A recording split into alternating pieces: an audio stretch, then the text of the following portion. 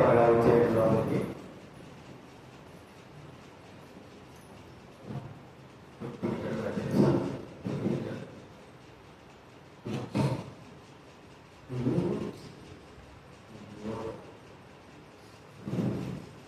ప్రార్థన చేసుకుందా. పరలోకమందున్న మా తండ్రి, మీ ప్రియకుమారుడు ప్రభువైన యేసుక్రీస్తు నామములో మీ పాసంలోకి వచ్చి మీకు స్తుతిగా చెల్లించాలి, మహిమపరచాలి. తండ్రి, మీ వాక్యం వాకించి వాక్య ప్రకారంగా పరిపరుచుకొని మీ ఆజ్ఞను అనుసరించి మీ శరీరంలోనూ మీ రక్తంలో పాల్గొనబడి బట్టి బాధ్యతను మరోసారి పాటించారు, అర్హతను మరోసారి ఇచ్చారు. నేను తెలుసుకుని ప్రభావ మేము గుర్తించి దైవ వాక్యం బట్టి మీ మాటలు విని మమ్మల్ని పరీక్షించుకొని యోగ్యమైన రీతిలో వాళ్ళు చేయవేయటకు సహాయం చేయండి, ప్రోత్సహించండి.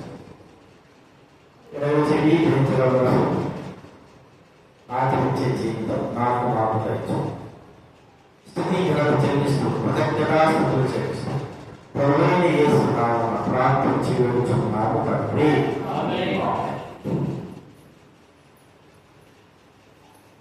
దేవుని వాక్యంలో నుండి పౌరులకు రాసిన మొదటి పత్రిక తర్వాత కొరింథీయులకు రాసిన మొదటి పత్రిక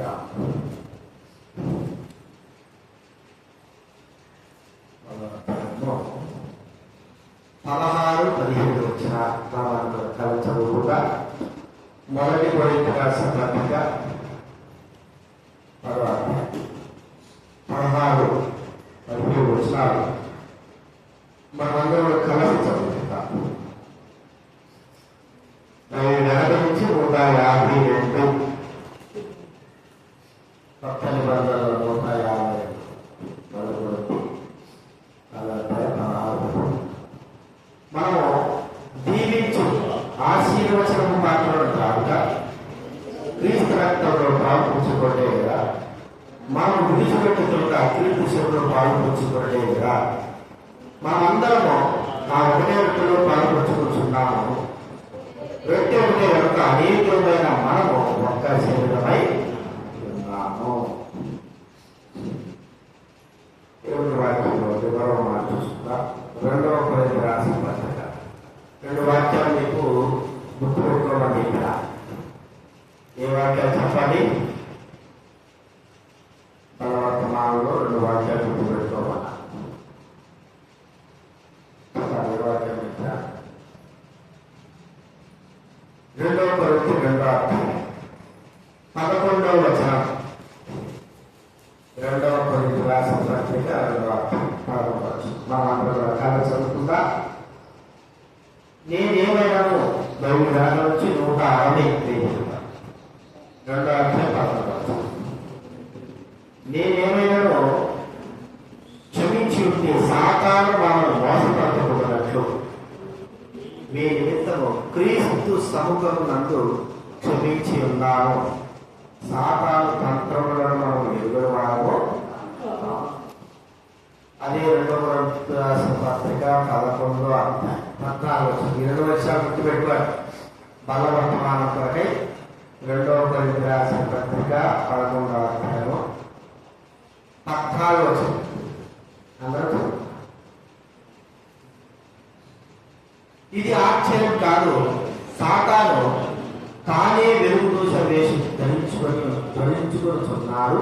15 కనుక వారి పరిచారకులు నీతి పరిచారకుల వేషం ధరించుకున్న గొప్ప సంగతి కాదు, వారి క్రియ చొప్పున వారి కంఠం కలుగును.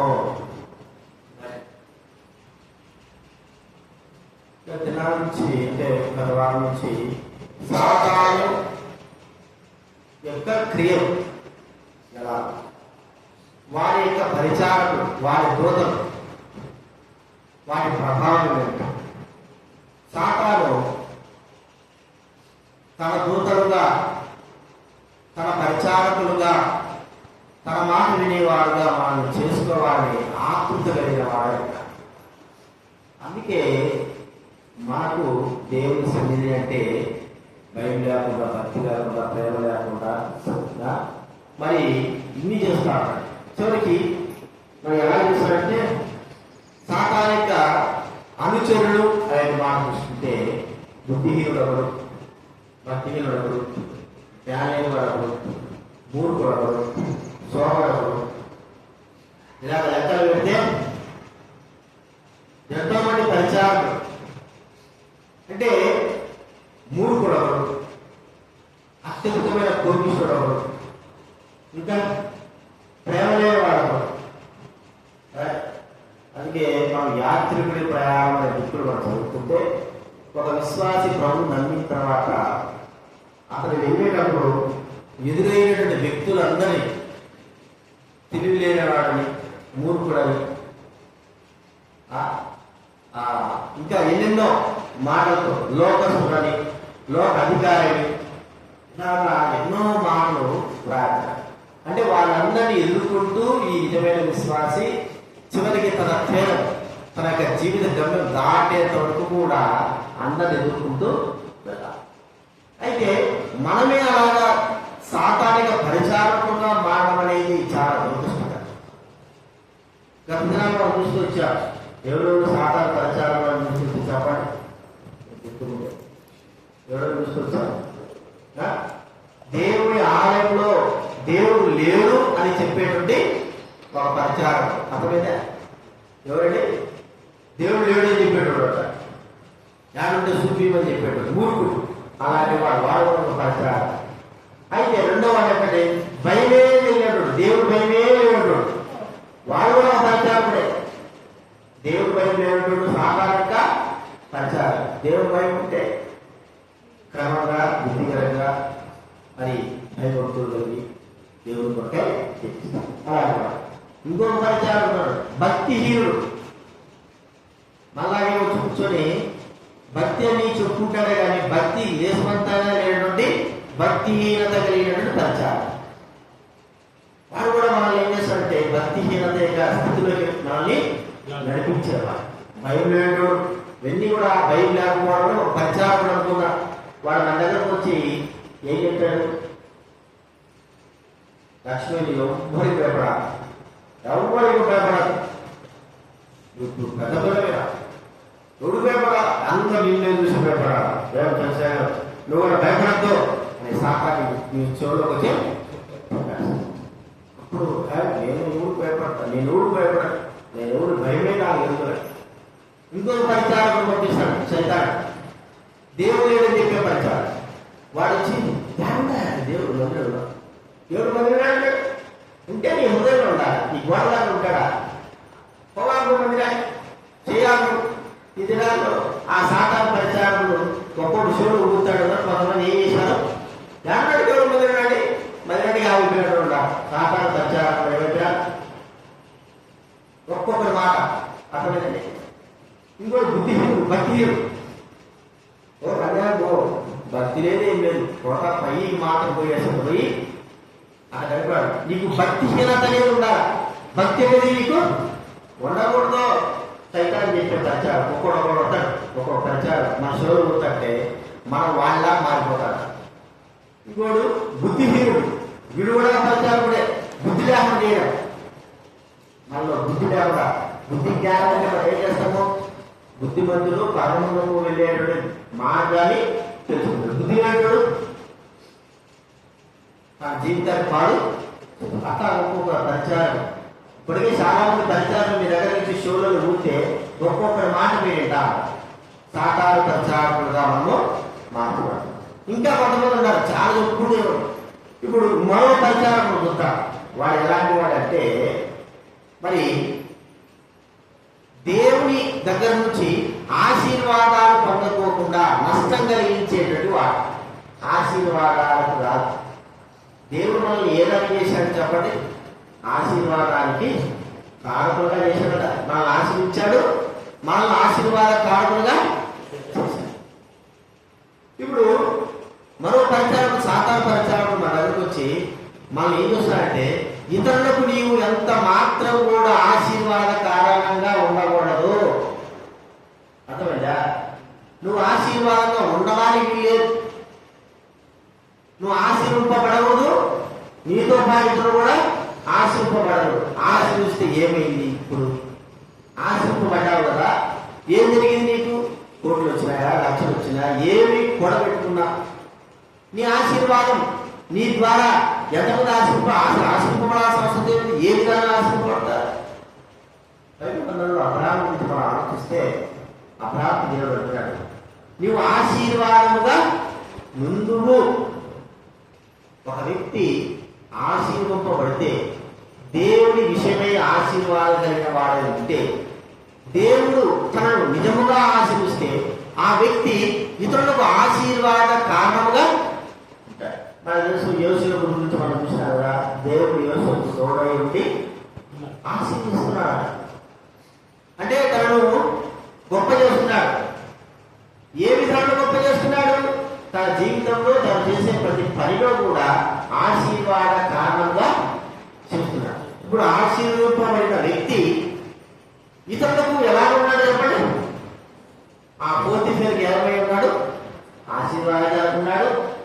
ఆశీర్వదింపబడిన వ్యక్తి ఐగుప్తు దేశానికి ఒక ఆశీర్వాద కారణంగా చేయబడ్డాడు.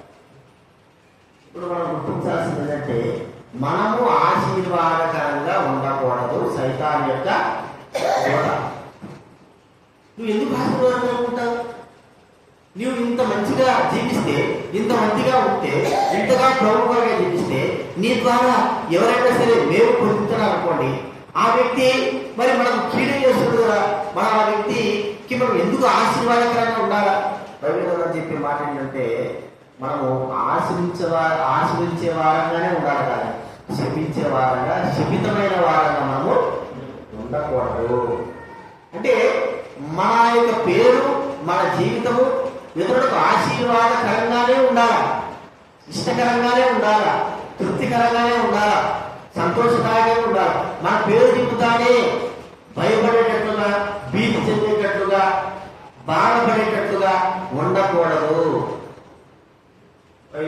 మనం బాగా చూస్తే మరి హిట్లర్, మనకు తెలిసిన వ్యక్తి హిట్లర్ అయినా చాలా క్రూరుడైన కదా. యూదులైన వారిని, ప్రజలైన వారిని ఎంతో హింసించి నాశనం చేసిన వారు. వాడు చచ్చిపోయాడు, మామూలు చచ్చిపోయాడు, సూసైడ్ చేసుకున్నాడు. అయితే వాడు దేశానికి, ప్రపంచానికే దుర్మార్గంగా ఉన్నాడు. వారి పేరు ఎత్తడానికి కూడా ఇష్టపడని ప్రజలు ఉన్నారు. అందరూ ఇంత దుర్మార్గంగా, ఇంత దుర్మార్గంగా సద్దాం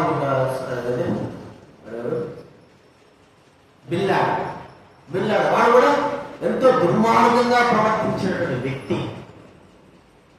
వాళ్ళ పేరు ఎత్తడానికి కూడా, వాళ్ళ పేర్లు మరి అనుసరించడానికి కూడా, మాట్లాడడానికి కూడా ఇష్టపడరు. ఎందుకంటే వారి జీవితము అంత మరి దౌర్భాగ్య స్థితిలో ఉంది కాబట్టి.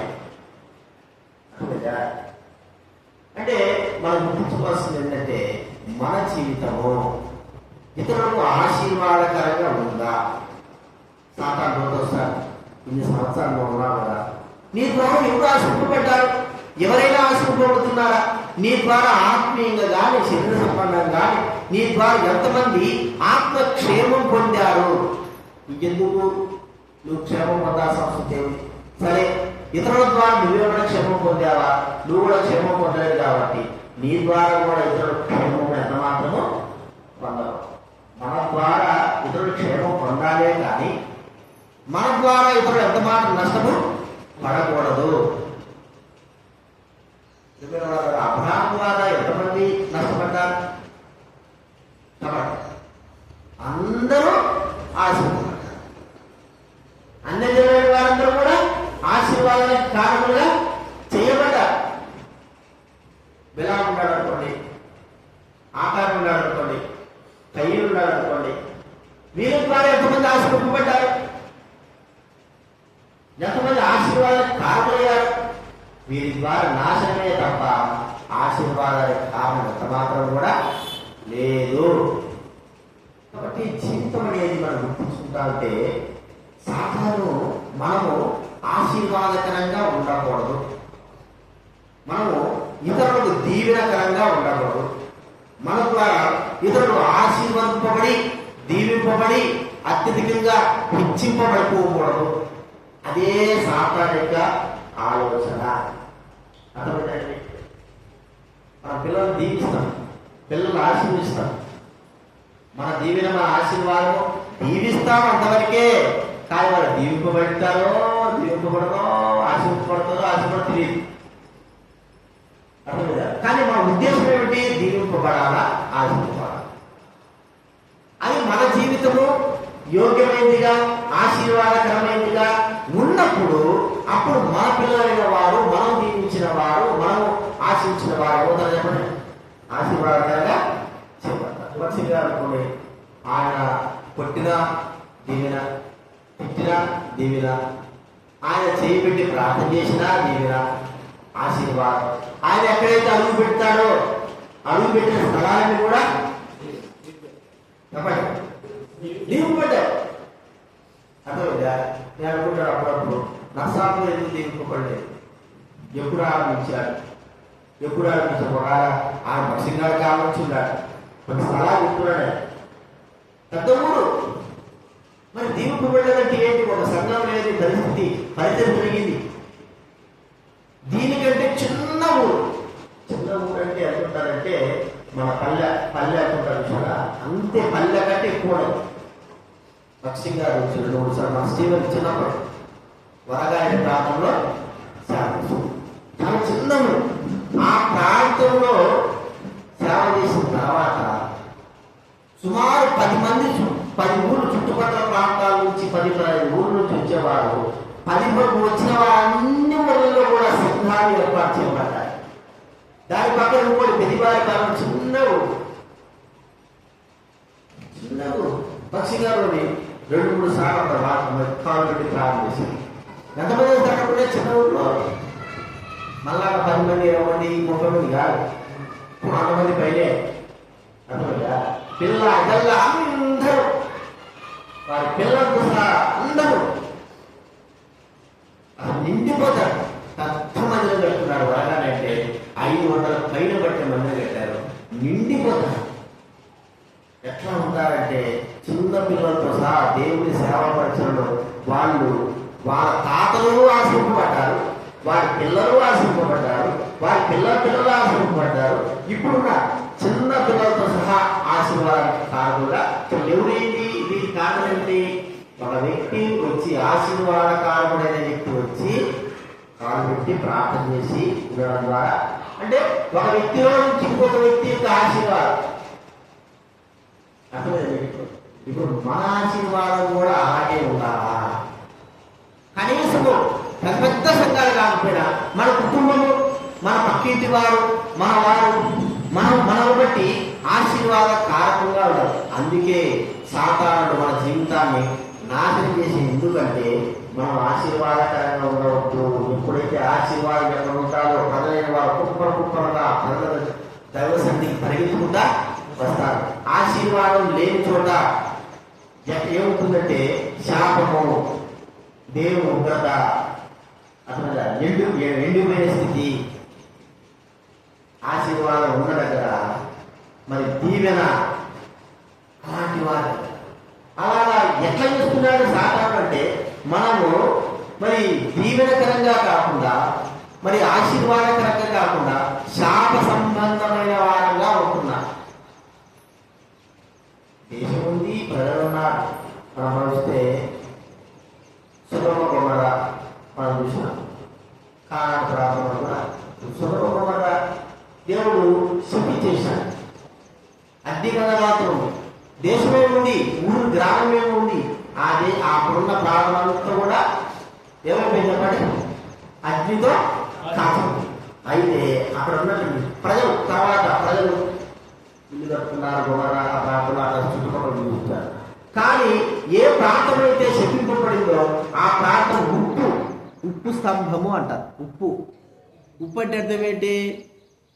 కాబట్టి ఇక ఆ ఉప్పు దగ్గర ఉన్న స్థలంలో ఒక చెట్టు కానీ ఏమి మొలవు. దేశమేముంది, ప్రాంతంలో ప్రజలేమో అట్లంటున్నారు, కానీ ఆ ప్రాంతము ఆశీర్వాదానికి కారణముగా లేదు. ఏమనుకుంది? ఇది తీసుకోబడి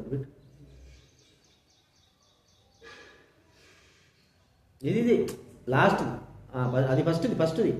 ఇక్కడ ఇటు లాస్ట్ లాస్ట్ దొడ్డుది నాది నాది అది లాగు చక్కగా వెనక్కి లాగు చక్కగా లాగు దాన్ని పెట్టు, ఫస్ట్ దాన్ని పెట్టు, సౌండ్ తగ్గి, ఫస్ట్ సౌండ్ అంత తగ్గిచ్చేసేయి, అంత తగ్గి పెట్టు లేదా హౌలింగ్ వస్తుంది, ఫస్ట్ది పెట్టు. హలో హలో ఫస్ట్ది పెట్టమని చెప్పిన రంధ్రం. హలో ఏడ పెట్టావు నువ్వు? హలో ఆన్ చేసినావా? హలో ఫస్ట్ రంధ్రం పెట్టునా పైన? ఎక్కడ పెట్టావు? పైన పెట్టు. పైన పెట్టండి, ఇక్కడ పెడతాడు ఈ ఫస్ట్ది అంటే అది ఫస్ట్ది. సౌండ్ తగ్గి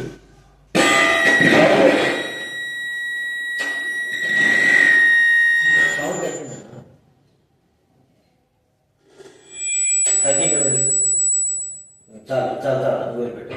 తగ్గించడానికి కొద్దిగా చాలు. కానీ ఇప్పుడు మనం చూస్తుంటే దీవెనకరంగా ఉండకుండా ఉండడము మనల్ని బట్టి, మన జీవితాన్ని బట్టి మరి ఎవరు కూడా దీవింపబడకూడదు, ఆశీర్వింపబడకూడదు అనేది సాతాను యొక్క. ఒకసారి ఆలోచించు, ఇన్ని సంవత్సరాలు దేవుని సన్నిధికి వస్తుంటున్నారు. కనీసము మన బిడ్డలైన వారు, మన కుటుంబమైన వారు మనల్ని బట్టి దీవింపబడడానికి మనము కారణంగా ఉన్నామా? మనల్ని బట్టి దీవెనకు కారణమైన వారంగా, మరి ఆశీర్వాద కారణమైన వారంగా, నా తండ్రిని బట్టి నేను ఆశీర్వపడ్డా, నా తండ్రి యొక్క జీవితాన్ని బట్టి నాకు ఆశీర్వాదకరం. మనం చేసే పనులను బట్టి శరీర సంబంధంగా దేవుడు ఆశీర్వస్తాడు, భౌతిక సంబంధంగా. ఇప్పుడు మనం వచ్చాడు 16వ తేదీ ఈవెంట్ డెడికేషన్ చేసిపోయినాడు. ఎవరు? ప్రిన్స్ జోసెఫ్ అమెరికా నుంచి వచ్చాడు. ఆయన సుమారు 30 సంవత్సరాల వరకు కూడా మరి ప్రభువుని విశ్వాసం ఉంచారు. భక్సింగ్ గారు చూసినటువంటి భక్సింగ్ గారు ఎత్తుకున్నవాడే అర్థమైంది ఇప్పుడు. అయితే ఇప్పుడు తల్లిదండ్రులు ఎప్పటి నుంచో ఉన్నారు, వారి ఆశీర్వాదం ఉంది. ఇప్పుడు ఆ వ్యక్తి ఆశీర్వపడలా. ఎప్పుడైతే ప్రభువునందు విశ్వాసం ఉంచిన తర్వాత తన తల్లిదండ్రుల యొక్క సేవా ఫలితం ద్వారా తన కుమారుడు భౌతిక సంబంధంగా, ఆత్మ సంబంధంగా ఇప్పుడు ఏం చేస్తున్నాడు? ఆశీర్వపడ్డాడు. అమెరికాలో మంచి ఆస్తులు, మంచి ఆస్తిపరుడు. ఇప్పుడు కూడా ప్రభువుని విశ్వాసం ఉంచి దేవుని మరి విశ్వాసం ఉంచి దేవుని పొందిన వాడు కూడా మనం ఇక్కడ రెండంత ఆశీర్వాదాలు. ఆ వ్యక్తి కొద్ది ఎవరిని బట్టి? తమ తల్లిదండ్రులైన వారిని బట్టి తన ఆశీర్వాదం. ఇప్పుడు తాను కూడా తన బిడ్డలకి ఆశీర్వాదం ఇవ్వాలి. సాతాను చేసేటువంటి ఒక కార్యం ఏంటంటే, వారి దోత ఏం చేస్తాడంటే, మనం ఆశీర్వాదకరంగా మన తరం వైకి ఉండకుండా చేయడమే వారి పని. అర్థమైంది మీకు? ఇప్పుడు మనము మన తరమైన వారికి, మన సంతానమైన వారికి, మన కుటుంబస్తులైన వారికి మనము ఆశీర్వాదకరంగా ఉండకుండా ఉండడమే. అలాగ ఉండకుండా ఉండాలని సాతాను మనల్ని కూడా వాడుకుంటా ఉన్నాడు. ఇది రాదా నీ జీవితము, నీ కుటుంబము, లేకపోతే నీ ప్రవర్తన జీవితము, నీ పిల్లలైన వారికి ఆశీర్వాదకరంగా ఉందా? నిన్ను బట్టి ఒకవేళ ఈరోజు నీకు చనిపోయినా, లేదా మన తర్వాత చనిపోయినా మనము మనను బట్టి, మన యొక్క జీవితాన్ని బట్టి, మన విశ్వాస జీవితాన్ని బట్టి మనం ఇతరులకు ఆశీర్వాదకరంగా నేర్చుకోదగ్గ విధంగా మనం ఉన్నామా? ప్రార్థన చేసుకుందాం. దేవా, నాకు సహాయం చేయి. నేను ఆశీర్వాదకరంగా లేను, ఇతరులకు నేను ఆశీర్వపడలేకపోతున్నాను. నా ద్వారా ఇతరులు ఎంత మాత్రం ఆశీర్వాదకరంగా జీవించలేకపోతున్నారు. కనీసం నా కుటుంబ పిల్లలు కూడా ఆశీర్వాదకరంగా లేరు ప్రభువా. నేను ఆశీర్వపడితేనే కదా నా బిడ్డలు కూడా ఆశీర్వాదకరాన్ని ఉండేది. నేనే ఆశీర్వాదం లేదు. నన్ను ఆశీర్వాదంగా ఉండకోకుండా బీడుబారిన వాడిగా సాతాను నన్ను చేస్తా ఉన్నాడు. బీడుబారిన స్థితి పొలం అంటే ఏంటి? ఏమి పండవు. పొలం ఉంది కానీ అర్థమైందా? మా అక్కలు కూడా వాళ్ళ నాయన 5 ఎకరాలు ఉన్నట్టు పొలం. 50 నాయన పండల 5 ఎకరాలు ఉంది. మళ్ళా ఎక్కడంటే అసలు పంట పడదట. అన్ని రాళ్ళు రప్పలు అవి శుభ్రం చేసుకోవాలంటే లక్షలు కట్టాలి. అర్థమైంది మీకు? పొలమే ఉంది, 5 ఎకరాల పొలం. అది పండని పొలం. చెట్లు, చేపలు, పెద్ద పెద్ద గుట్టరాళ్ళు అవన్నీ కలిగి ఉంటాయి. అవన్నీ ఇప్పుడు తీయాలా? ఇప్పుడు పట్టేసుకొని ఇప్పుడు అవుతాయా? చెప్పండి. మన జీవితం కూడా అంతే. మనం కూడా ఉన్నాం, ఆశీర్వాదకరం లేకోకుండా ఉన్నాం అనేది మనం ఒకసారి ఇది ఇట్లాగా చెయ్యాలా సాధారణ మనం దాన్ని బట్టే మనం ఏం చేస్తున్నాడు, ఎట్లయినా సరే ఈ వ్యక్తి ఈ లోకం విడిచిన లోపల వీరి ద్వారా ఎవ్వడు కూడా ఆశీర్వపడకూడదు. ఈ వ్యక్తి ఇట్లా నేను చేసేయాలా, ఈ వ్యక్తి ద్వారా మరి ఇతరులు ఒక్కరు కూడా ఆశీర్వాదం కారణం కావద్దు. అబ్రహాము ద్వారా ఇంతమంది ఆశీర్వపడితే వీరి ద్వారా వీరి జీవితం ద్వారా కుటుంబ పిల్లలు కూడా పక్కవారు కూడా ఎవ్వరు కూడా ఆశీర్వాదం కారణంగా ఉండకూడదు అని సాధారణ వాళ్ళు ఏం చేస్తున్నారంటే వాడుకుంటారు అన్నట్టు. ఒక్కసారి ఆలోచిద్దాం, మనం ఆశీర్వాదంగా లేకపోతే వ్యర్థం వ్యర్థం వ్యర్థం. ఇతరులకు ఆశీర్వాదకరంగా మన జీవితాలు ఉండకపోతే అంత కూడా వ్యర్థమే. అది గుర్తించుకుంది. మొట్టమొదటిగా మన ఆశీర్వాదకారకం ఉండకుండా సాతాను యొక్క దూత పరిచారకుడు మన జీవితాన్ని అలాగా మారుస్తాడు. ఉన్నామా? ఒకసారి పరీక్ష. రెండోది మనం చూస్తా ఉంటే ఇతరులు చూసి మాదిరికరంగా ఉండకోకుండా చేయడమే సాతాను యొక్క పని. మనం ఆశీర్వాదకరంగా ఉండకూడదు. రెండోది ఏం చెప్పండి, మాదిరికరంగా ఉండదు. ఒక మాట చెప్పుకుంటే యేసుప్రభువు వారు ఆశీర్వాదకరంగా ఉన్నాడు, మాదిరికరంగా కూడా. అర్థమైంది మీకు? యేసుప్రభువు వారిని ఈ లోకంలో పంపింది ఎందుకు? మనల్ని ఆశీర్వదించడానికి ఆయన జీవితము శరీరకంగా వచ్చాడు. ఒకటి వచ్చిన ఆయన ఎలా ఉన్నాడు? మాదిరికరమైన జీవితము మనం నడుచుకుంటున్నాము, నీతిగా న్యాయంగా సత్యంగా యథార్థంగా నడుచుకుంటున్నామంటే ఎవరి ప్రవర్తన జీవితం అంటే యేసు ప్రభు వారి ప్రవర్తన జీవితమును బట్టియే. లేకపోతే మనం నడుచుకోలేదు. బైబిల్ గ్రంథంలో ఏముంది? యేసు ప్రభు వారు తన ప్రవర్తనను తన జీవితాన్ని మాదిరికరంగా ఉంచాడు. చూడండి, మొదటి పేతురు రాసిన పత్రిక, పేతురు రాసిన మొదటి పత్రిక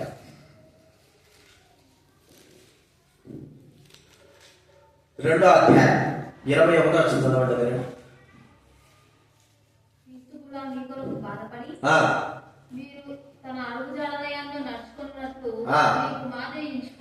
మాదిరి ఏంటి? తన అడుగు జాడలందు నడుచుకున్నట్లు, తన జీవితం వలె మనం నడుచుకున్నట్లు. ఎఫెసీ 4:15 చదవండి. ఎఫెసీ 4:15. ఎఫెసీ 4:15 చెప్పుచు క్రీస్తు వలె ఉండుటకు. ప్రేమ వలె సత్యం చెప్తూ ఎట్లా ఉండాలండి? క్రీస్తు వలె మాట అది మర్చిపోకూడదు. అన్ని విషయాలు క్రీస్తు వలె ఉండాలి. ఇప్పుడు సైతాన్ యొక్క దూత ఇంకో దూత సార్ మన దగ్గరికి యేసుకులా జీవిస్తే నీకేమవుతుంది? వేషం వేసుకో. యేసుకుడు చాలా మంది క్రైస్తవులు ఏం చేస్తా ఉంటారు? వేషాలు వేస్తారు. ఎప్పుడు? గుడ్ ఫ్రైడే రోజు, క్రిస్మస్ రోజు. దానికి మాత్రం పనిచేస్తారు, వేషాలకు మాత్రం పనిచేస్తారు, కానీ నిజ జీవితం యొక్క నడవడికకు మాత్రము పని చేయలేరు. ఒకసారి ఆలోచిద్దాం. నీవు నేను మాదిరిగా కుటుంబంలో పిల్లలు మరి ఆ పిల్లలు మనం చూసి నేర్చుకుంటాడు. మనం తిట్టినా కొట్టినా అరిసినా ఏం చేసినా అప్పుడప్పుడు నేనేదో సెంటర్లో చెప్పండి పనికి మాలదా అంటాడు. అంటాడా? అది ఎవరికి వచ్చింది? ఈ పనికి మాల.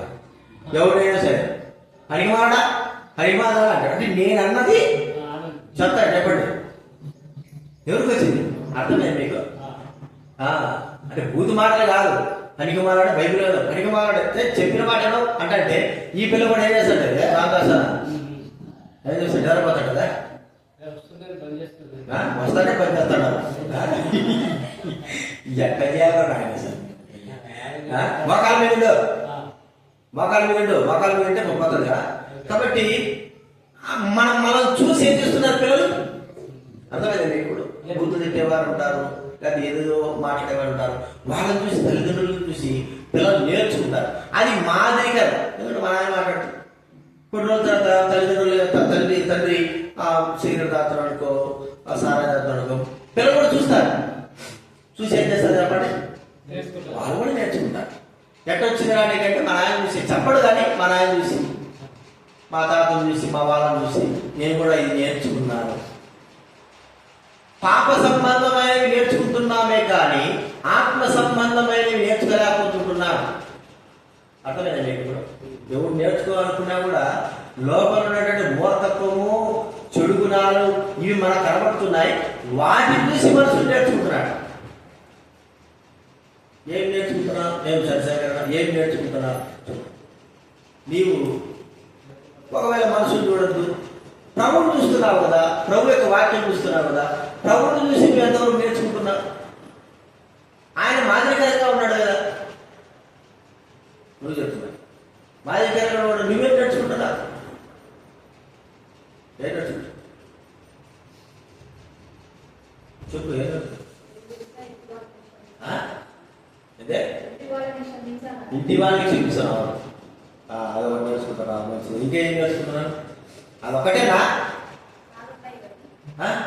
ఏం నేర్చుకుంటున్నా? దేవుడి గురించి, దేవుని చూసి, దేవుడి వాక్యం చూసి, మనకంటే పెద్దలైన వాళ్ళని చూసి ఏం నేర్చుకుంటున్నా? సరే, పెద్దల్లో లోపాలు ఉంటున్నాయి, ప్రభుని నేర్చుకుని చూసి ఏం నేర్చుకుంటున్నా? ఆత్మీయంగా ఏం నేర్చుకొని బలపరచబడుతుంటున్నా? ఏం నేర్చుకోవద్దు. నువ్వు పోవడం, రావాలా, చూసుకోవాలా, కింద కూర్చోవాలా, ఇదే నీ పని. సైతాన్ చేసే పనులు అంతే. గాయత్రిగా అర్థమైనా? సైతాన్ చేసే పనులు ఏం చేస్తున్నాడు? నువ్వు పోవాలా, కూర్చోవాలా, రావాలంతే. నిన్ను చూసి కానీ, నీ జీవితాన్ని చూసి కానీ, నీ పిల్లలు కానీ ఎవరు కూడా నేర్చుకోకూడదు. నువ్వు నేర్చుకోకూడదు, నీ పిల్లలు కూడా నేర్చుకోవద్దు. మనము ఆత్మ సంబంధంగా ఏమి నేర్చుకోకపోతే శరీర సంబంధంగా సాధారణ అన్నీ మనకు నేర్తాడు. మనకు నేర్పుతాడు, మన పిల్లలకి నేర్పుతాడు. అర్థమైనా? పాప సంబంధంగా నువ్వు చెప్పాల్సిన అవసరం లే. భూమి ఎంత బాగా దున్నేసినాం, మంచిగా చక్కగా నీటి చేసినాం. బాగా నీటిగా ఉంది ఏంటి? అర్థమైతే ఎక్కడ బాగా నీటిగా ఉంది, చక్కగా ఉంది అనుకున్నా. వర్షం ఒక్క నైటే పడింది సార్. అర్థమైంది? ఒక్క నైట్ పడగానే నువ్వేం చేయాల్సిన అవసరం లే. గడ్డి చల్లాల్సిన, విత్తనాలు కూడా చల్లాల్సిన అవసరం లే. దాంట్లో దుర్గుణాలు కలిగి సంబంధమైన గడ్డి మొక్కలు, పిచ్చి పిచ్చి మొక్కలు అన్ని కూడా దానంతగానే. అర్థమైందా? మామిడి చెట్టు దాంతగా వస్తుందా? సీతాఫలం చెట్టు దాంతగా వస్తుందా? మనం విత్తనం వేస్తేనే. అర్థమైందా? మంచి మంచి చెట్లు ఏవి దాంతగా వస్తాయా? అయ్యే దాంతగా వచ్చేటేంటి? పిచ్చి మొక్కలు. అది చూడేటట్టున్నది బాగా అంటాం. మనం ఎంత పని చేసినా ఉంటుంది. మనం ఏ గడ్డకు ఏ మొక్కలు కూడా వెళ్ళి దానితో వచ్చేసాయి. అట్లా వచ్చేస్తే మన హృదయాల్లో మనం ఇతరులకు ఎలాగ మాదిరిగా ఉంటున్నా ఒక్కసారి గుర్తించుకుందాం. మన జీవితము ఒక మాట అనుకుంటాను, నీవు నేను ఇతరులు చూసేది కాదు, కానీ మనలను అందరూ చూస్తున్నారు, దేవుడు తన కళ్ళతో మనం చూస్తున్నాడు అనేటువంటి గుర్తింపు కలిగి మాదిరికరముగా మనం జీవించాలా? మనము అందరూ చూసేది వేరు. అందరూ మనం చూస్తున్నారు, మనం రెండు కళ్ళతో చూస్తున్నాం, అనేకమైన కళలు చూస్తున్నాయి. మనం ఇతరులకు ఎలాగ మాదిరికరంగా ఉన్నాం? కనీసం మన కుటుంబస్తులైన వారి మాదిరికరమైన జీవితం జీవిస్తున్నామా? అబ్రాహాము చూసుకుంటే తన పిల్లలకి, తన దాసులకి, తన భార్యకి, అర్థమైంది, లోకంలో ఉన్న వారికి, కానాను ప్రజలకి ఎట్లున్నాడు? మాదిరికరంగా మహారాజులాగా జీవించాడు. లోపం లేనివాడుగా ప్రభు నమ్మిన తర్వాత ప్రభు యొక్క గుణలక్షణాలు కలిగిన వాడుగా జీవించాడు.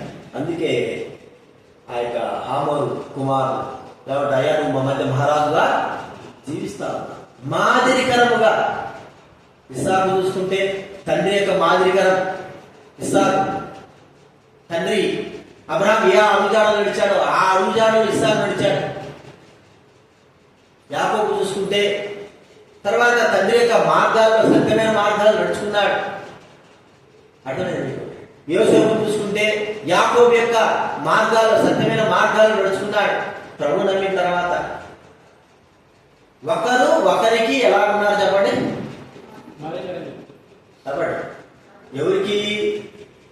ముందు కుటుంబానికి మాదిరికరంగా, తర్వాత బయట వారికి మాదిరికరంగా. ఇప్పుడు మనం ఎక్కడ మాదిరికరంగా ఉన్నాం? సంఘానికి మాదిరికరంగా ఉన్నామా?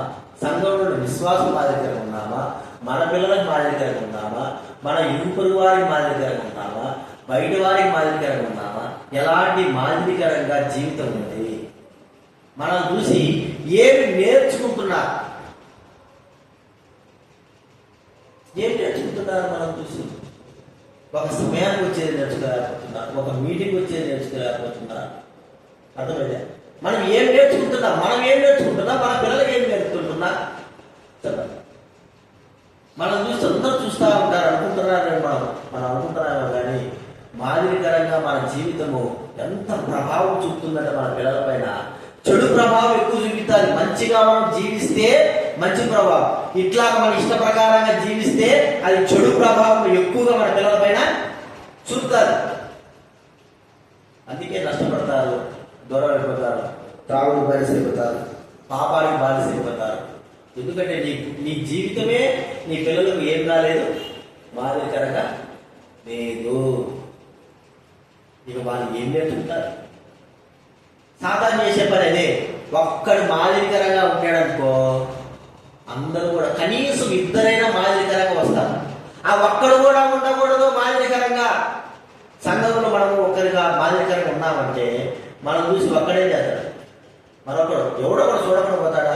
మరి వీడి విషయంలో మాదిరికరంగా ఉన్నాడు, న్యాయంగా సత్యంగా జాగ్రత్తగా ఉన్నాడు, వీడి చూసి నేను నేర్చుకోవాలా, ఒక్కడి తర్వాత.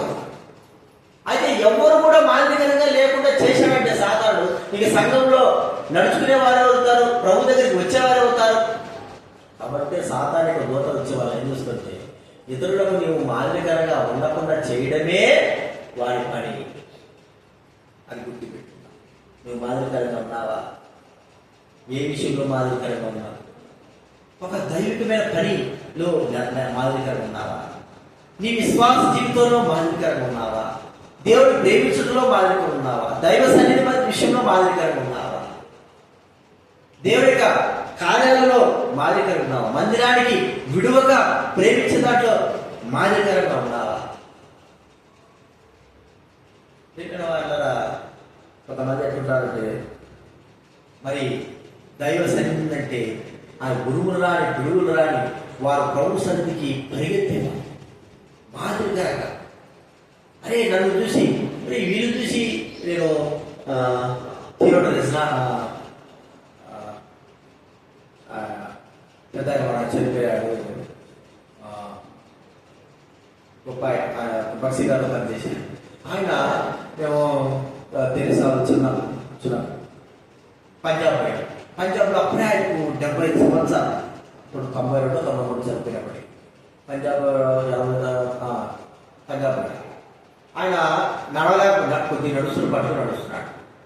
ఆయన ఒక మాదిరికరంగా ఎట్లా కూర్చున్నాడంటే మాదిరికరంగా భయంకరమైన చలి.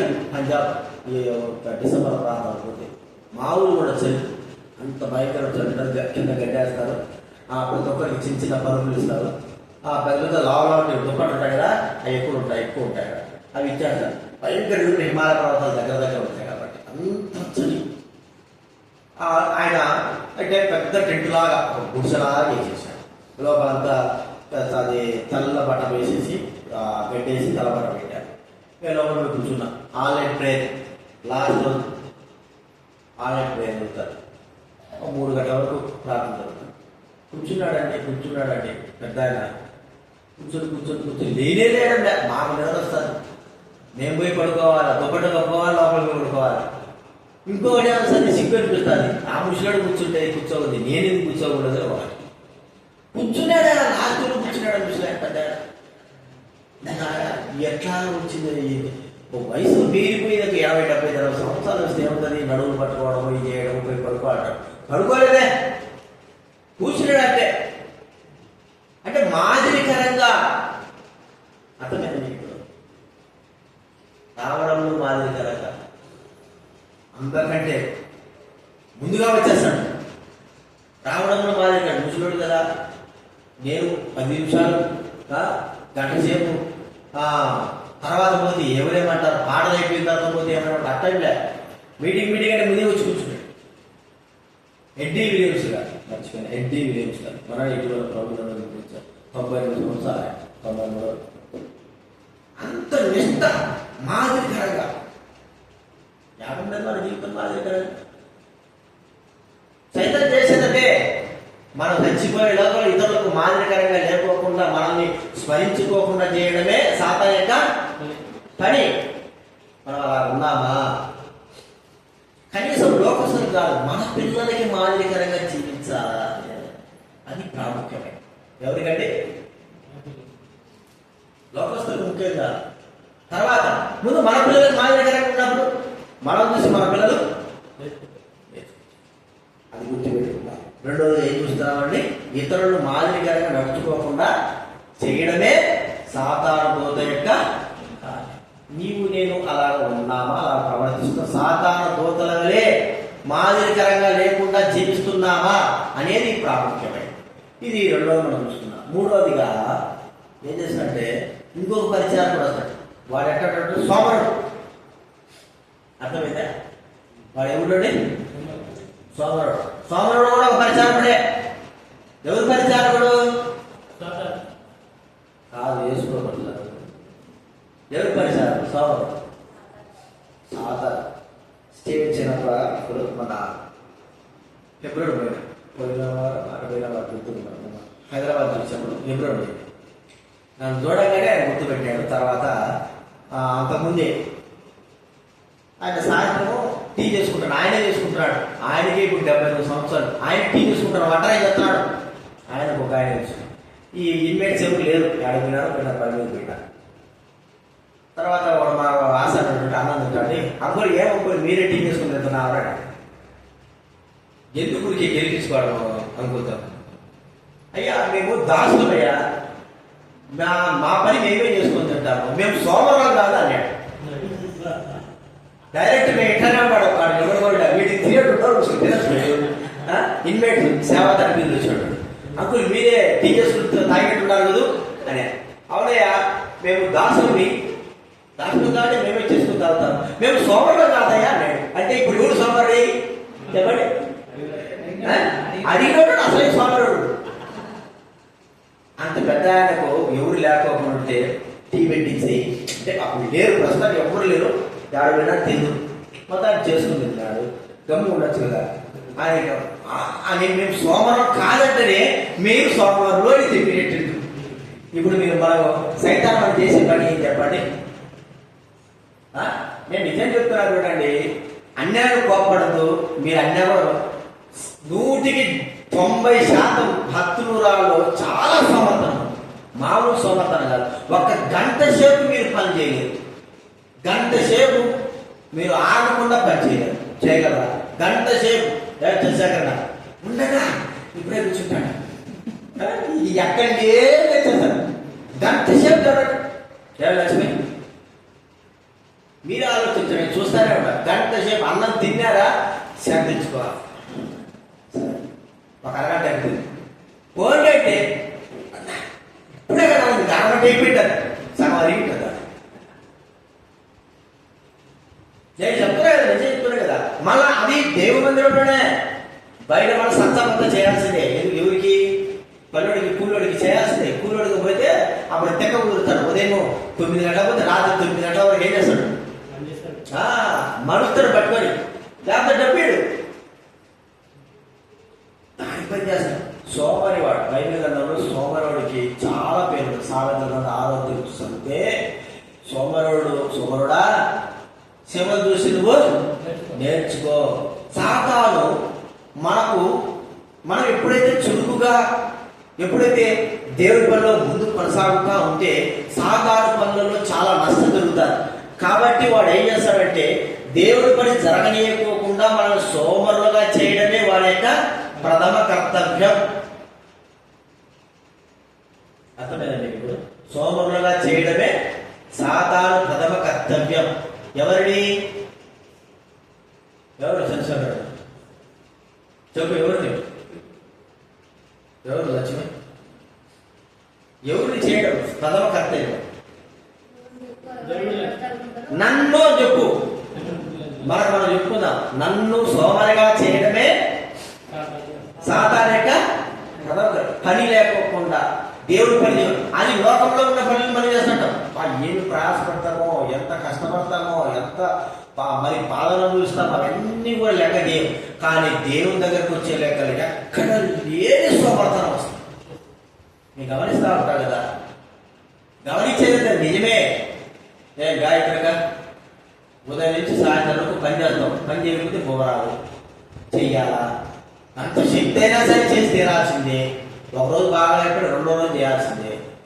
అయితే దైవ మందిరంలో 1 గంట సేపు కూర్చో, 3 ఆదివారం 3:30, 4, 5 కాలు పీపుతాటాయి. పోవాలా పోవాలా పోవాలా పోవాలా, ఎక్కడికి?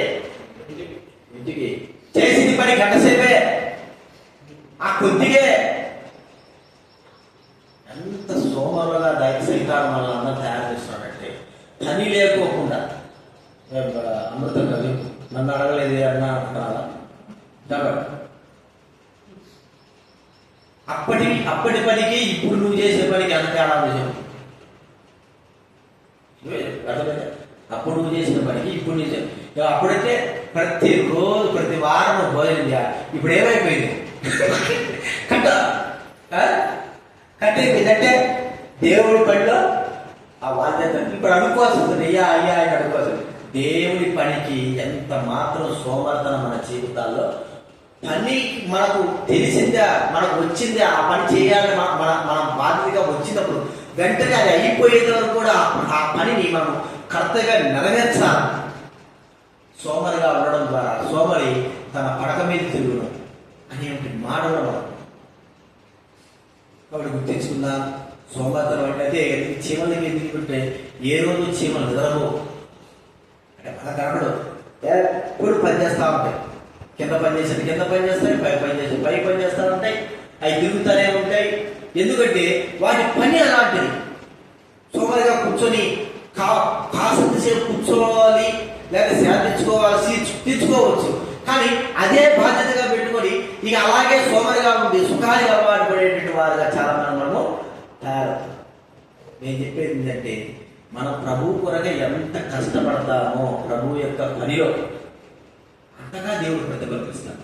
నువ్వు ఎంత కష్టపడతావో, ఎంత కష్టాన్ని అనుభవిస్తావో, ఎంత శ్రమ పడతావో ఖచ్చితంగా నువ్వు చేసిన పనికి. ఇప్పుడు మనము ఆ పొలంలో కానీ బయట కానీ చేసిన పనికి ఏముంది? మనకు కూలి దగ్గర మనం చేసిన కష్టానికి కూలి ఉందా లేదా?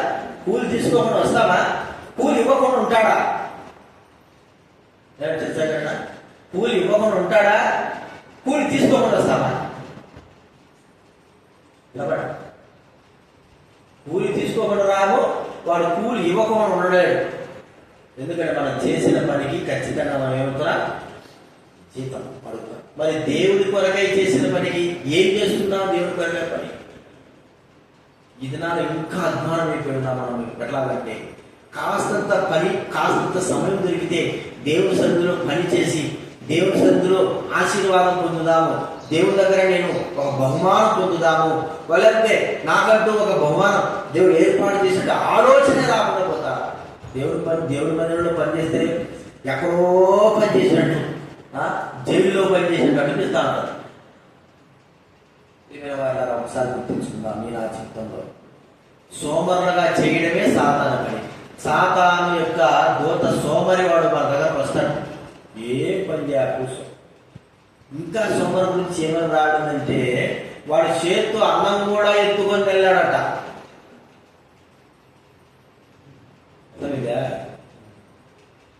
వాడి చెయ్యి నోట్లో పెట్టుకోవడానికి కూడా, అన్నం పెట్టుకోవడానికి కూడా వాడు ఎవడో పెట్టాలి చేతితో. అంత సోమర్థం, బద్ధకం. కాబట్టి గుర్తించుకుందాం, దైవుడైన వారికి సోమర్థం కానీ బద్ధకం కానీ ఉండకూడదు. ఆరోగ్యం బాగాలేకపోతే అది కాజులు పని చేయడం, జరగొచ్చింది. అది అన్ని బాగుండి కూడా సోమరులాగా పని చేస్తా ఉంటే, ఒక పని చెప్పినప్పుడు దాన్ని సంపూర్ణంగా చేయకపోతే, చురుకుగా ఉండకపోతే దేవుడి కార్యాలు ఎంత పనిలో ఇప్పుడు ఆ జనాల్లో పరిశుద్ధ సమాజ కూడులు ఎలా జరిగాయి? సోమరం వల్ల జరిగాయా? ఎంతగా శ్రమపడేవారో. అసలు మన పని వేస్ట్, మనం చేసే పనులు వేస్ట్ అయిపోయి. వాళ్ళు ఉదయం మొదలుకుంటే రాత్రి 12-1 గంట వరకు, వేకుజామున 3 మొదలుకొని రాత్రి 1 గంట వరకు కష్టపడిందే కష్టమే. అర్థమైందా? కష్టపడి ఎంత చురుకుగా లేకపోతే, ఎంత కష్టపడకపోతే వారు అట్లుంటారు. గంట పని చేయలేకపోతుంటారు. 10 రోజులు అంతమందికి భోజనాలు ఏర్పాటు చేయడం, వడ్డించడం, శుభ్రం చేయడం, రాత్రి రోజు చూసుకోవడం, నీళ్లు కానీ కరెంటు కానీ ప్రాబ్లం లేకుండా చూసుకోవడం అంత తేలికైన విషయం కాదు. సోమరుడు అవన్నీ చేయలేడు. తినడం పోయి కూర్చోవడం పడుకోవడం, తినడం పోయి కూర్చోవడం పడుకోవడం సోమరుడు. గంట సేపు కూడా పని చేయలేడు సోమరుడు. అలాగ లేదు కాబట్టే సంఘాలలో దేవుడి సేవ, దేవుడి పరిచర్య విరివిగా జరిగింది. ఇప్పుడు మనమందరం సోమరం కాదు అని నిరూపించుకోవాలంటే ఏం చేయాలా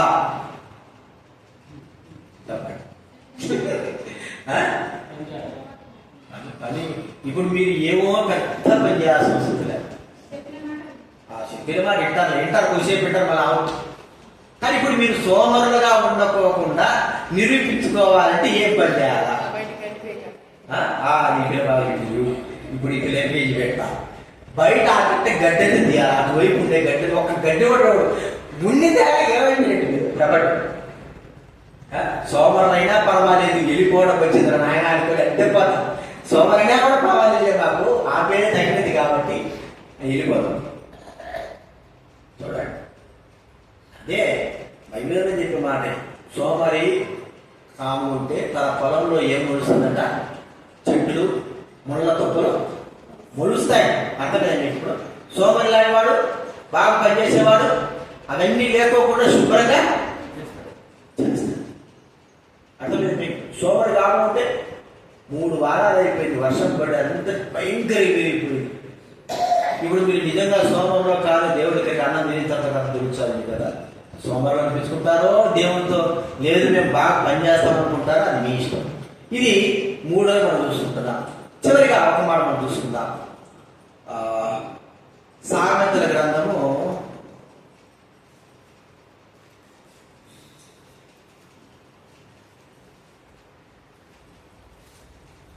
17వ అధ్యాయం.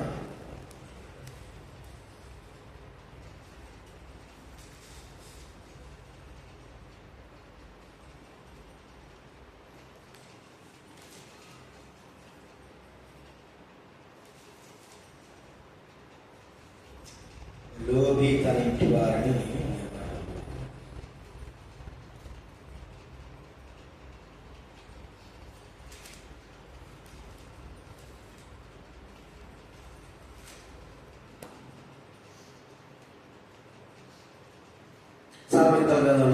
లోభి తన ఇంటి వారిని బాధపరచును. లోభి అంటే ఎవరండి? 3వ వాడు ఎవరంటే లోభి. లోభి అంటే ఎవరు చెప్పండి? లోభి అంటే ఎవరు? రాధాసిన చెప్పు ఎవరు?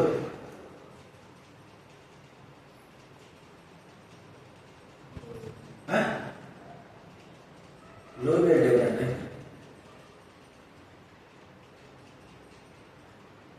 తెలియదా లోభి అంటే ఎవరు? లేకపోతేనా లోభి అంటే ఎవరు?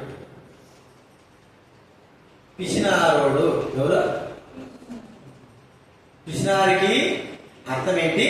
లోభి అనేవాడు. అంటే పిసినార్తను చూపించేవాడినే లోభి అంటారు. బైబిల్ అందులో ఉంది, లోభి తన ఇంటి వారిని బాధపరచును అనేటువంటి మాట. అంటే లోభి ఏం చేస్తాడంటే తాను తినడు, తన ఇంటి వారిని తినేడు. తను మరి ఏదో కూర్చుంటా అంటుంటాడే కానీ, తన ప్రాణంతో చెప్పుకుంటా ఉంటాడే కానీ ఇతరులకు ఎంత మాత్రం కూడా సహాయం చేయనివాడు, మరి ధారాళంగా ఇవ్వనివాడు, పిసినారితనం కలిగిన వాడినే లోభి అంటారు. చాలా వరకు సైతాన్ వల్ల ఏం చేస్తానంటే లోబులుగా చేస్తాం. అర్థమైందా?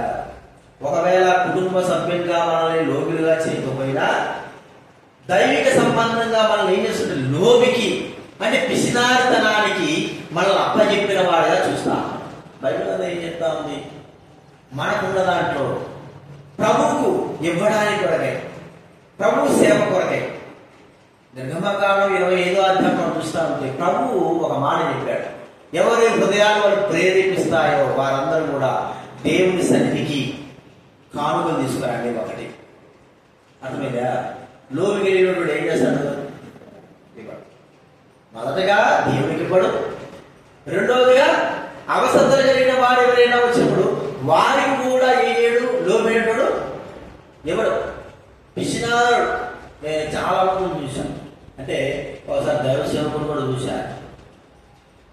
మరి ఆయన ఎంత లోబితత్వంతో పెట్టుకున్నా, ఎంత పిసినార్థంతో పెట్టుకున్నా, చివరికి ఏమి లేకుండా పోయింది. ఎలాంటి వాడు అంటే ఆ పిసినార్థాన్ని మీరంటే చెప్తారో కదా తెలియదు, కానీ నాకైతే బయట పిసిన అటు చూపించింది. ఆంటీ ధారాళం ఇప్పుడు బతుకు ఆయనే పర్లోకం పోయాడు. 10 మంది పిల్లలు, ఎంతమంది? ఖచ్చితంగా ఒక పూటకి 7-8 కిలోలు ఖచ్చితంగా తింటారు అందరూ. 10 మంది అంటే ఒక్కొక్కడు ఖచ్చితంగా 100 కిలోలు పైన ఉంటారు. 3 మగపిల్లలు. ఒకడైతే ఖచ్చితంగా 2 కిలోలు, 1 కిలో తింటాడు. పూట తింటాడు, కిలో ఖచ్చితంగా తింటాడు. 2 కిలోలు బెండకాయలు. అర్థమైందా? ఓన్లీ వారికే కిలోలే. టమాటా తెచ్చినావా కిలో వేసి మారుతాడు. ఈయన తను ఈ లోబిలు విషయాలు అంటే అట్లా చేసి పిల్లలతో పెళ్ళి చేశాడే, కానీ ఏం చేస్తాడంటే మాతో టమాటాలు తెప్పిస్తాడు. 1/2 కిలోనే కావాలి పూటకి. అప్పటికే మళ్ళీ మధ్యాహ్నం పోయి మళ్ళీ 1/2 కిలో తీసుకోవాలి.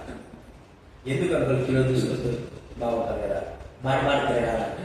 నీకేం తెలుసు కదా, కిలో తీస్తే నీ ఆంటీ ఏం చేస్తుంది? ఒకటిసారి వేసి బాగుంటుంది. అర్థమైందా? ఏమనంటే పిల్లలు తినద్దా అంటారు. 10 మంది తింటే ఏముంటుంది చెప్పాడు. అర్థమైందా? అందుకే ఏం చేస్తాడైనా 1/2 కిలో. ఒకసారి 10 రూపాయలకేమో ఇదే తెమ్మన్నాడండి. సొంటి కాదు, అల్లం. 10 రూపాయలకు అల్లము తెమ్మని చెప్పాడు. ఆడ అల్లం లేదు, కొద్దిగా నేను వేరే తీసుకొచ్చాను. ఇక చూసుకో, అది వేరే దాన్ని వెనక్కి పంపించి, అర్థమైందా? 10 రూపాయల కోసం 10 రూపాయలు.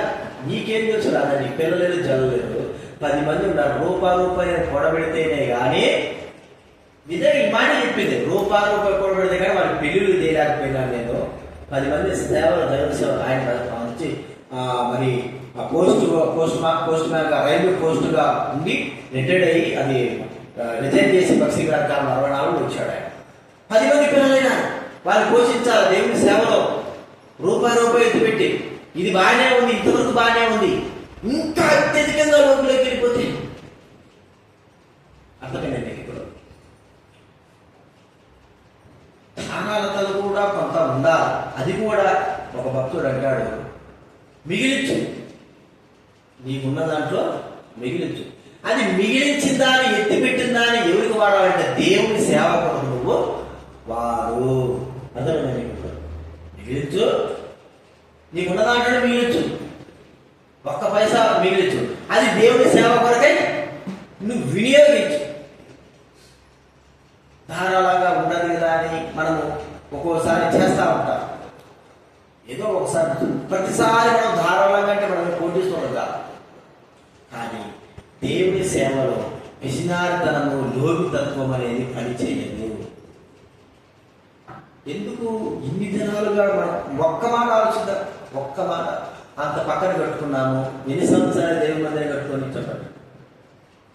5 సంవత్సరాలు పైన పక్కన కట్టి 10 సంవత్సరాలు కూడా మనం ఇంతమంది దైవ సేవలో ఉండి కూడా కనీసం దాన్ని ప్లాస్టిక్ చూసుకోలేకపోయినా.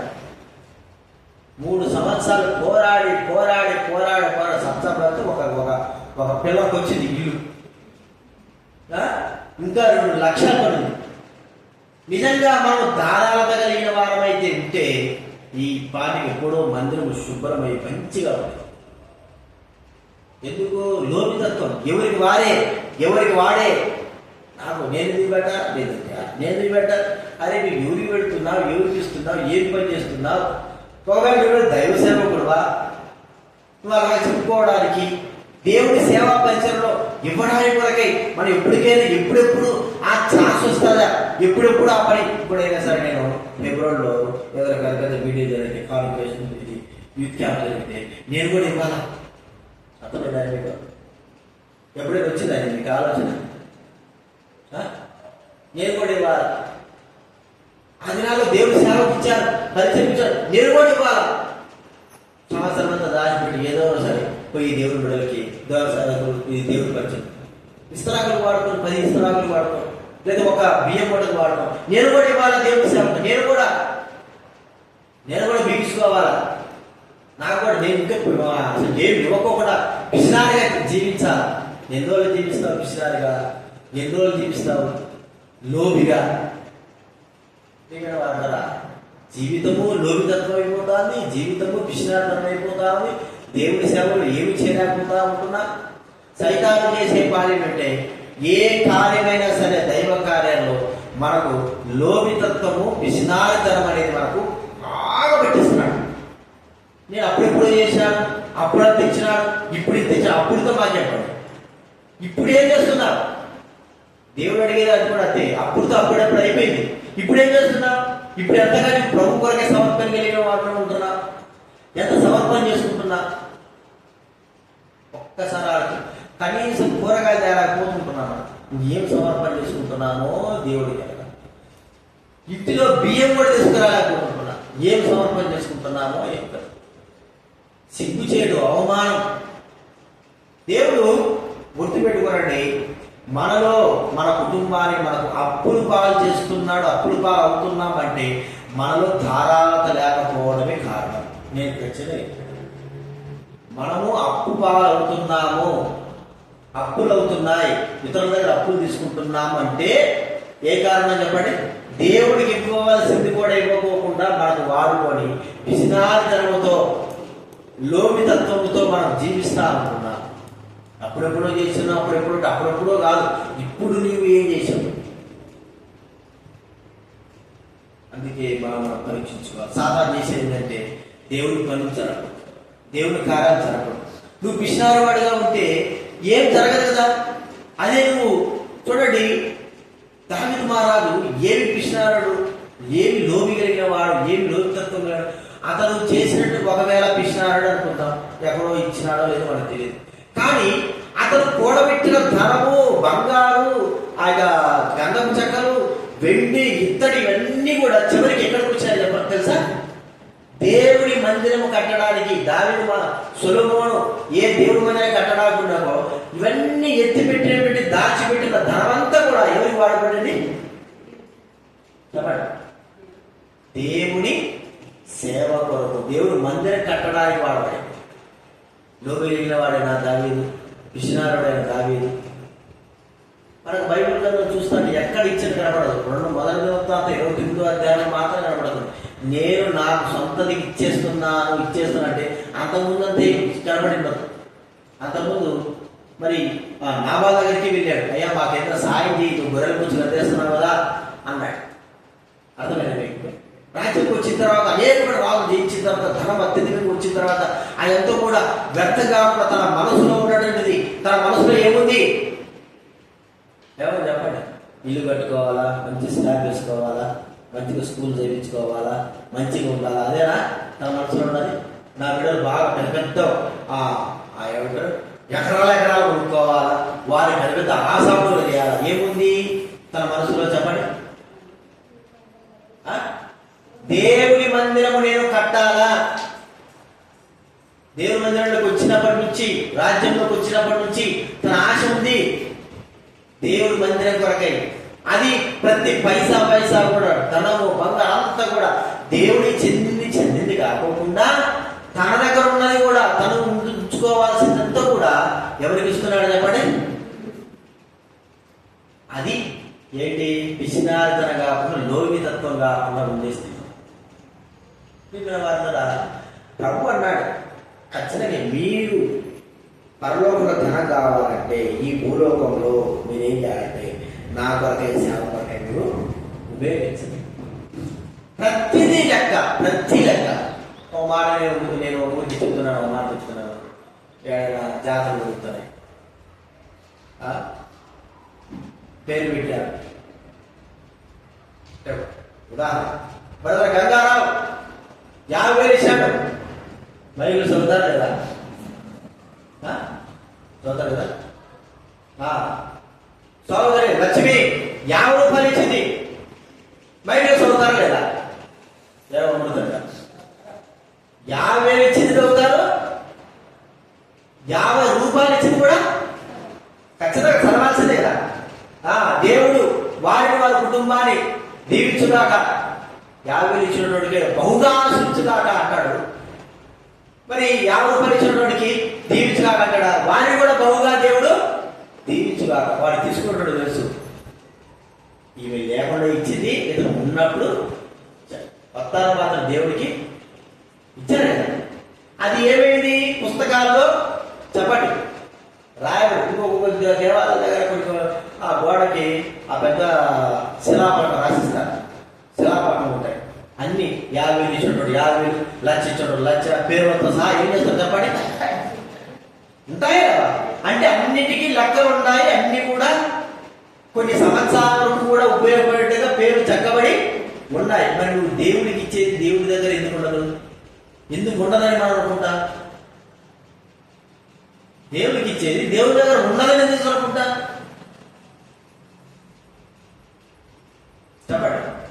2 కాసులు ఆమె వేసింది. ప్రభు అన్నాడు, ఈమె అందరికంటే ఎక్కువగా దేవుడికి ఇచ్చింది.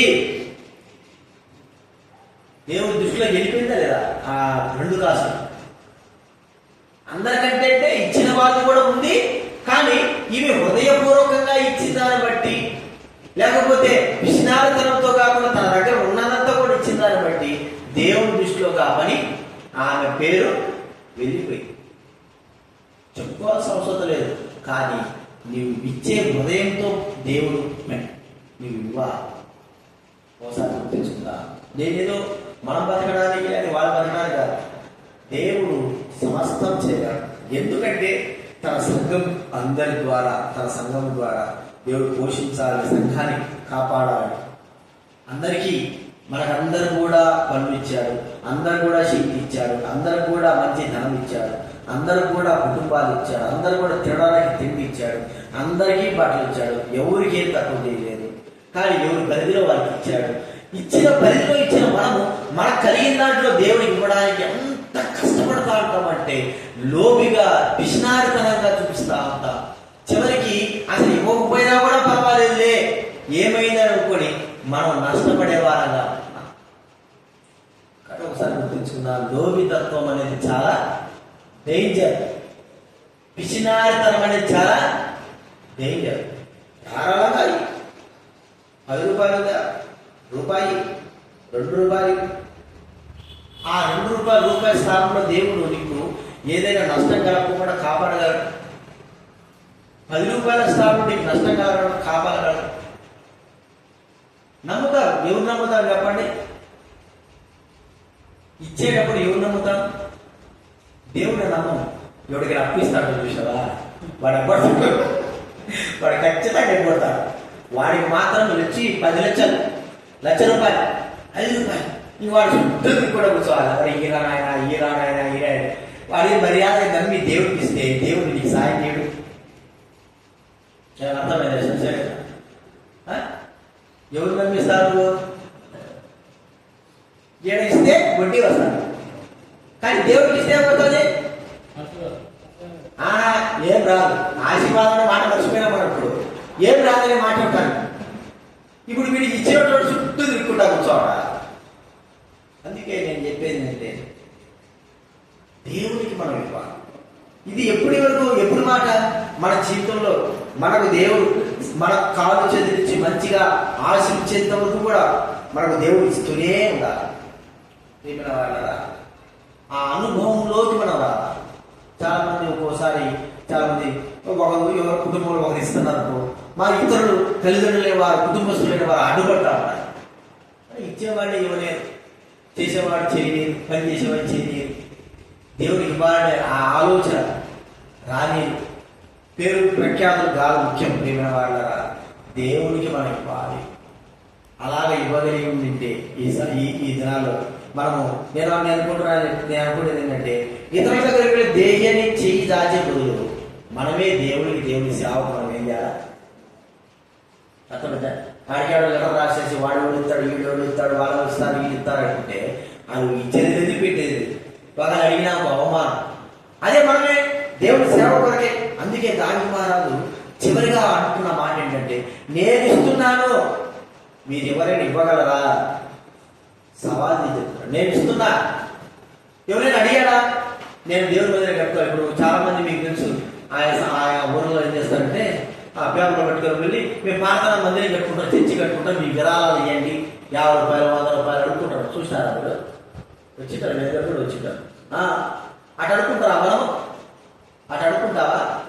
అడుగుని పెద్ద పెద్ద చర్చిలు పట్టుకునేటోళ్ళు ఉన్నారు. మనకు కలిగిన దాన్ని ప్రభువుకి ఇచ్చి, చిన్నదో కానీ పెద్దదో కానీ దేవుడు మనకు ఆశించినది ఆ ప్రభు సేవలు మనం ముందుకు కొనసాగుతారు. అందుకే దేహాన్ని మనం ఎప్పుడు కూడా చేయించాల్సిన అవసరం లేదు. దేవుడు మనకి ఇస్తాడు. మనం ఇస్తే ఖచ్చితంగా ఇస్తాడు. మనం ఇస్తే ఖచ్చితంగా ఇస్తాడు.